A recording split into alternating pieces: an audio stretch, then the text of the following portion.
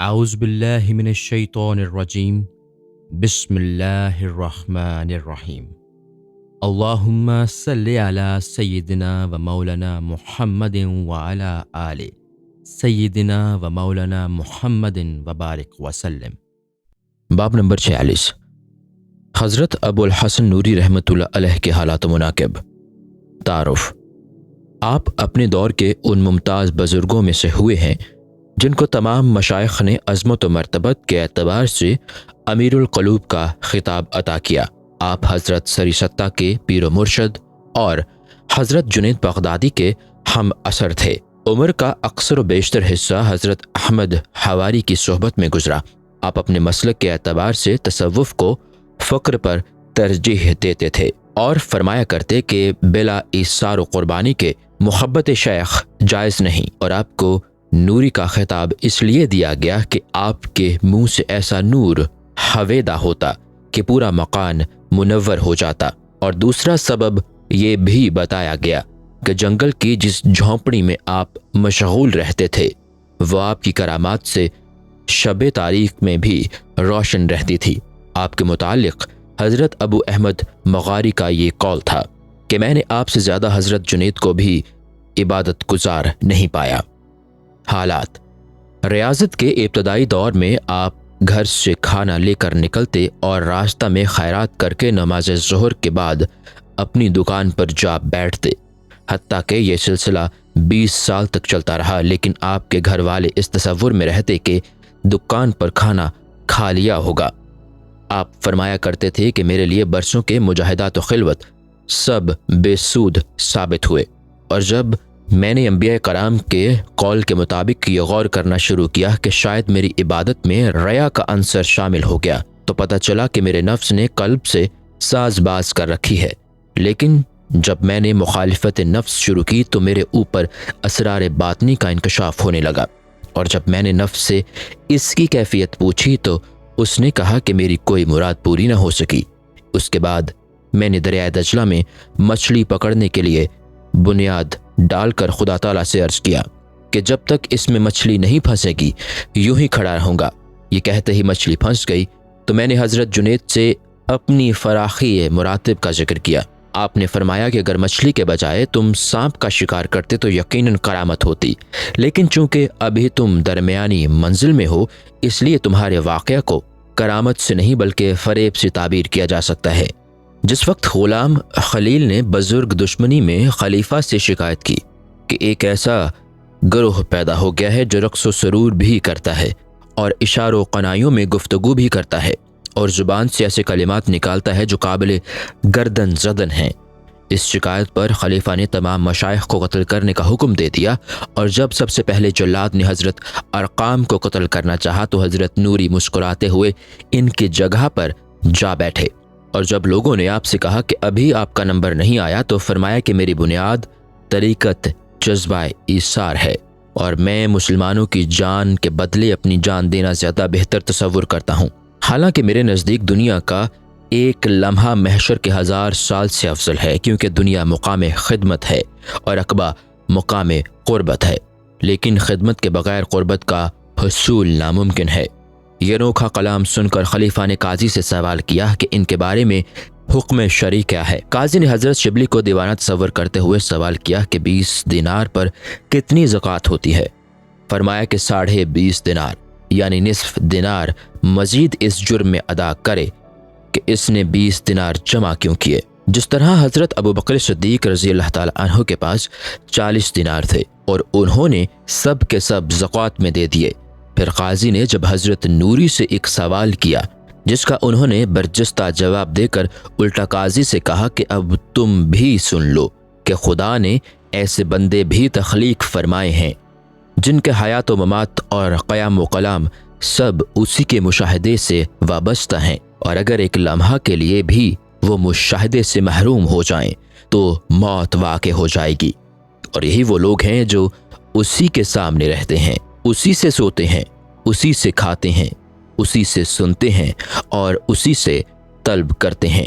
یہ جواب سن کر قاضی نے خلیفہ سے کہا کہ اگر ایسے افراد بھی ملحد و زندیق ہو سکتے ہیں تو پھر میرا فتویٰ یہ ہے کہ پورے عالم میں کوئی بھی موحد نہیں ہے۔ اور جب خلیفہ نے ان حضرات سے کہا کہ مجھ سے کچھ طلب کیجیے تو سب نے کہا کہ ہماری خواہش تو صرف یہ ہے کہ تم ہمیں فراموش کر دو۔ یہ سن کر خلیفہ پر رخت طاری ہو گئی اور سب کو تعظیم و احترام کے ساتھ رخصت کر دیا۔ کسی کو آپ نے دوران نماز داڑھی سے شغل کرتے ہوئے دیکھ کر فرمایا کہ اپنا ہاتھ خدا کی داڑھی سے دور رکھو۔ یہ کلمہ سن کر بعض لوگوں نے خلیفہ سے شکایت کرتے ہوئے بتایا کہ یہ کلمہ ایک کفر ہے، اور جب خلیفہ نے آپ سے سوال کیا کہ تم نے یہ جملہ کیوں کہا، فرمایا کہ جب بندہ خود خدا کی ملکیت ہے تو اس کی داڑھی بھی خدا کی ملک ہے۔ یہ جواب سن کر خلیفہ نے کہا، خدا کا شکر ہے میں نے آپ کو قتل نہیں کیا۔ آپ فرمایا کرتے تھے کہ میرا نفس 40 سال سے نفس سے علیحدہ ہے، جس کی وجہ سے میرے قلب میں تصور گناہ تک نہیں آیا، لیکن یہ مقام مجھے اس وقت حاصل ہوا جب خدا کو پہچان لیا۔ پھر فرمایا کہ ایک نور کا مشاہدہ کرتے کرتے میں خود نور بن گیا، اور جب میں نے خدا سے دائمی حالتیں طلب کی تو جواب ملا کہ سوائے دائم رہنے والے کے دائمی حالت پر کوئی صبر نہیں کر سکتا۔ آپ نے حضرت جنید سے فرمایا کہ 30 سال سے میں اس ادھیڑ پن میں مبتلا ہوں کہ جب اللہ تعالیٰ ظاہر ہوتا ہے تو میں گم ہو جاتا ہوں، اور جب میں ظاہر ہوتا ہوں تو اس کی ذات گم ہو جاتی ہے، یعنی اس کی حضوری میری غیبت میں مضمر ہے، اور جب میں کوئی صحیح کرتا ہوں تو حکم ہوتا ہے کہ یا تو رہے گا یا میں۔ حضرت جنید نے فرمایا کہ آپ اسی حالت پر قائم رہیں کہ ظاہر و باطن میں صرف وہی نظر آتا رہے اور آپ گم رہیں۔ بعض حضرات نے جنید کو بتایا کہ حضرت نوری 3 شبانہ روز سے پتھر پر بیٹھے ہیں اور آواز بلند اللہ اللہ کر رہے ہیں، اور کھانا پینا سب بند کر رکھا ہے، لیکن نماز اپنے صحیح وقت میں ادا کر لیتے ہیں۔ حضرت جنید کے ارادت مندوں نے کہا کہ یہ تو فانیت کی دلیل نہیں بلکہ ہوشیاری کی علامت ہے، کیونکہ فانی کو نماز کا ہوش باقی نہیں رہتا۔ حضرت جنید نے فرمایا کہ یہ بات نہیں بلکہ ان پر عالم وجد طاری ہے، اور صاحب وجد خدا کی حفاظت میں ہوتا ہے۔ پھر حضرت جنید نے آپ کے پاس پہنچ کر فرمایا کہ اگر اللہ کو رضا پسند ہے تو پھر آپ شور و غوغا کیوں کرتے ہیں؟ یہ سن کر آپ نے شور بند کرتے ہوئے کہا کہ اے جنید، تم میرے بہترین استاد ہو۔ آپ نے حضرت شبلی کے واعظ میں پہنچ کر جب السلام علیکم یا ابو بکر کہا تو انہوں نے جواب دیا وعلیکم السلام یا امیر القلوب۔ پھر آپ نے فرمایا کہ بے عمل سے اللہ تعالیٰ خوش نہیں ہوتا، لہٰذا اگر تم با عمل عالم ہو تب تو واعظ جاری رکھو، ورنہ منبر سے نیچے اتر آؤ۔ یہ سن کر جب حضرت شبلی نے آپ کے قول پر غور کیا تو محسوس ہوا کہ عمل میں یقیناً کوئی کمی ہے، چنانچہ منبر پر سے نیچے اتر آئے اور گوشہ نشین ہو کر مشغول عبادت ہو گئے، اور جب دوبارہ لوگوں نے واعظ گوئی کے لیے مجبور کر کے منبر پر لا بٹھایا تو حضرت نوری اطلاع پاتے ہی وہاں پہنچ گئے اور فرمایا کہ تم نے مخلوق سے چھپنے کی کوشش کی تو تمہیں تعظیماً دوبارہ منبر پر لے آئے، لیکن میں نے مخلوق سے رابطہ رکھتے ہوئے جب ہدایت کا راستہ دکھانا چاہا تو میری پتھروں سے مدارت کی گئی۔ یہ سن کر حضرت شبلی نے پوچھا کہ آپ کی ہدایت اور میری پوشیدگی کا کیا مفہوم ہے؟ فرمایا کہ میری ہدایت تو یہ تھی کہ میں نے خدا کے لیے مخلوق سے رابطہ قائم کیا، اور تمہاری پوشیدگی کا مفہوم یہ ہے کہ تم خالق و مخلوق کے مابین حجاب و واسطہ بنے رہے، جبکہ تمہیں یہ حق حاصل نہیں کہ تم دونوں کے درمیان حجاب و واسطہ بن سکو، اور مجھے کسی واسطہ کی ضرورت نہیں، اسی بنا پر میں تمہیں قار آمد بندہ تصور نہیں کرتا۔ کسی اصفہانی نوجوان کے قلب میں آپ کے دیدار کا اشتیاق پیدا ہوا تو شاہ اصفہان نے اس کو یہ لالچ دیا کہ اگر تم ان سے ملنے نہ جاؤ تو میں تمہیں 1000 دینار کا محل سامان سمیت اور 1000 دینار کی کنیز مع زیورات کے پیش کر سکتا ہوں۔ لیکن وہ ان چیزوں پر لات مار کر ننگے پاؤں شوق دیدار میں چل پڑا۔ ادھر آپ نے ارادت مندوں کو حکم دیا کہ 1 میل تک زمین کو بالکل صاف و شفاف کر دو، کیونکہ ہمارا ایک عاشق ننگے پیر چلا آ رہا ہے۔ اور جب وہ نوجوان حاضر خدمت ہوا تو آپ نے بادشاہ کے لالچ اور اس کے قصد کا پورا واقعہ بیان کر دیا، جس کو سن کر وہ حیرت زدہ رہ گیا۔ پھر آپ نے اس سے فرمایا کہ مرید کی شان یہ ہے کہ اگر سارے جہان کی نعمتیں بھی اس کے سامنے پیش کر دی جائیں تو ان پر نگاہ نہ ڈالے، آپ ایک شخص کے ساتھ رونے میں مصروف رہے اور جب وہ چلا گیا تو فرمایا کہ یہ ابلیس تھا اور اپنی عبادت کا تذکرہ کر کے اس قدر زار زار رویا کہ مجھ کو بھی رونا آ گیا۔ آپ فرمایا کرتے تھے کہ دوران طواف میں نے یہ دعا مانگی کہ اے اللہ مجھے وہ مقام وصف عطا کر دے جس میں کبھی تغیر نہ ہو۔ چنانچہ بیت اللہ میں سے ندا آئی کہ اے ابو الحسن تو ہمارے مساوی ہونا چاہتا ہے، کیونکہ یہ وصف تو ہمارا ہے کہ ہماری صفات میں کبھی تغیر و تبدل رونما نہیں ہوتا، لیکن ہم نے بندوں میں اس لیے تغیر و تبدل رکھا ہے کہ ہماری عبودیت و ربوبیت کا اظہار ہوتا رہے۔ حضرت جعفر حضری بیان کرتے ہیں کہ میں نے بذات خود آپ کو یہ مناجات کرتے سنا کہ اے اللہ تو اپنے ہی تخلیق کردہ کو جہنم کا عذاب دے گا، لیکن تیرے اندر یہ قدرت بھی ہے کہ صرف میرے وجود سے جہنم کو لبریز کر کے تمام اہل جہنم کو بہشت میں بھیج دے۔ حضرت جعفر کہتے ہیں کہ اسی شب میں نے خواب میں کسی کہنے والے کو سنا کہ ابو الحسن نوری کو ہمارا یہ پیغام پہنچا دو کہ ہم نے مخلوق کی محبت کے صلہ میں تمہاری مغفرت فرما دی۔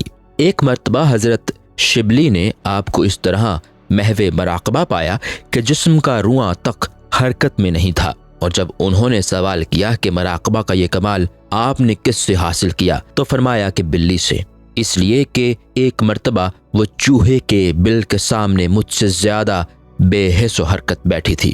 دوران غسل آپ کے کپڑے کوئی اٹھا کر چلتا بنا تو اس کے دونوں ہاتھ بیکار ہو گئے، اور جب وہ کپڑے واپس لے آیا تو آپ نے دعا دی، اے اللہ اس نے میرے کپڑے واپس کر دیے، تو بھی اس کے ہاتھوں کی توانائی لوٹا دے۔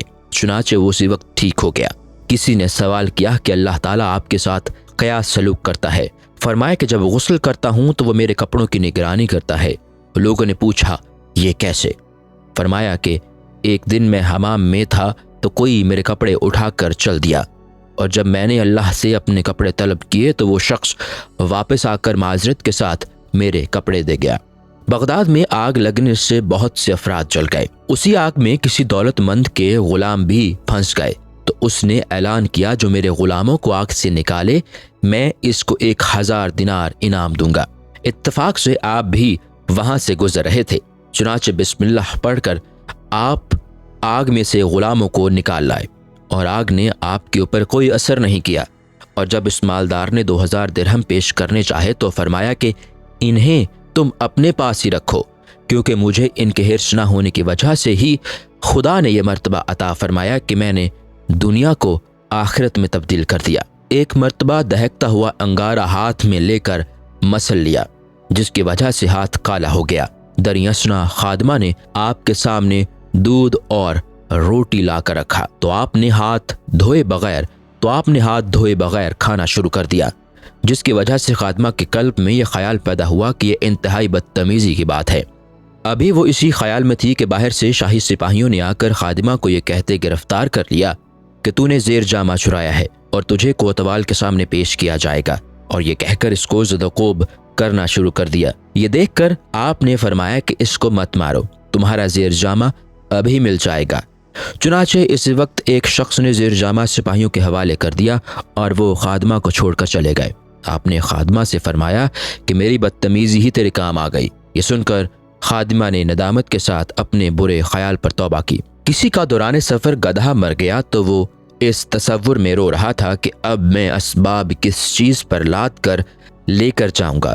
اتفاق سے ادھر سے آپ کا بھی گزر ہوا تو مسافر کی بے بسی دیکھ کر گدھے کو ٹھوکر مار کر فرمایا کہ یہ سونے کا وقت نہیں ہے۔ یہ کہتے ہی گدھا اٹھ بیٹھا اور وہ مسافر اپنا سامان لاد کر رخصت ہو گیا۔ آپ کی علالت کے دوران ایک مرتبہ حضرت جنید مزاج پرسی کے لیے حاضر ہوئے تو کچھ پھل اور پھول آپ کو پیش کیے۔ اس کے بعد جب آپ حضرت جنید کی بیماری میں اپنے ارادت مندوں کے ہمراہ مزاج پرسی کے لیے تشریف لے گئے تو اپنے مریدوں سے فرمایا کہ سب لوگ جنید کا مرض اپنے اوپر تقسیم کر لو۔ یہ کہتے ہی حضرت جنید صحت یاب ہو گئے تو آپ نے ان سے فرمایا کہ پھل اور پھول کی بجائے اس طرح عیادت کو جانا چاہیے۔ کچھ لوگ ایک ضعیف العمر شخص کو زدوکوب کرتے ہوئے قید خانہ کی طرف لے جا رہے تھے اور وہ انتہائی صبر و ضبط کے ساتھ خاموش تھا۔ آپ نے قید خانہ میں جا کر اس سے پوچھا کہ اس قدر ضعیف و نقاہت کے باوجود تم نے صبر کیسے کیا؟ اس نے جواب دیا کہ صبر کا تعلق ہمت و شجاعت سے ہے، نہ کہ طاقت و قوت سے۔ پھر آپ نے پوچھا کہ صبر کا کیا مفہوم ہے؟ اس نے کہا کہ مصائب کو اس طرح خوشی کے ساتھ برداشت کرنا چاہیے جس طرح لوگ مصائب سے چھٹکارا پا کر مسرور ہوتے ہیں۔ پھر فرمایا کہ آگ کے ساتھ سمندر پار کرنے کے بعد معرفت حاصل ہوئی ہے، اور جب حاصل ہو جاتی ہے تو اول و آخر کا علم حاصل ہو جاتا ہے۔ حضرت ابو حمزہ کسی جگہ قرب کے موضوع پر تقریر کر رہے تھے تو آپ نے فرمایا کہ جس قرب میں ہم لوگ ہیں وہ در حقیقت بعد در بعد ہے۔ فرمایا کہ جب بندہ خدا کو شناخت کرے اور اس میں واز گوئی کی صلاحیت بھی ہو، اس وقت واز کہنا مناسب ہے، ورنہ خدا کو پہچانے بغیر واز گوئی کی بلا بندوں اور شہروں میں پھیل جاتی ہے۔ فرمایا کہ حقیقت وجد کا اظہار اس لیے ممنوع قرار دیا گیا ہے کہ وجد ایسا شعلہ ہے جو سر کے اندر بھڑکتا ہے اور شوق کے ذریعہ ظاہر ہوتا ہے۔ فرمایا کہ اتباع سنت کے بغیر اسلام کا راستہ نہیں ملتا۔ فرمایا کہ صوفی کی تعریف یہ ہے کہ نہ تو وہ کسی قید میں ہو اور نہ کوئی اس کی قید میں ہو۔ فرمایا کہ ارواح صوفیہ غلاظت بشری سے آزاد، قدورت نفسانی سے صاف اور خواہشات سے مبرہ ہیں۔ فرمایا کہ تصوف نہ تو رسم ہے نہ علم، کیونکہ اگر رسم ہوتا تو مجاہدات سے اور علم ہوتا تو تعلیمات سے حاصل ہوتا، بلکہ تصوف ایک اخلاقی شے ہے اور اللہ تعالیٰ کے اخلاق عادات اختیار کرنے سے حاصل ہوتا ہے۔ فرمایا کہ مخلوق دشمنی اور خدا دوستی کا نام تصوف ہے۔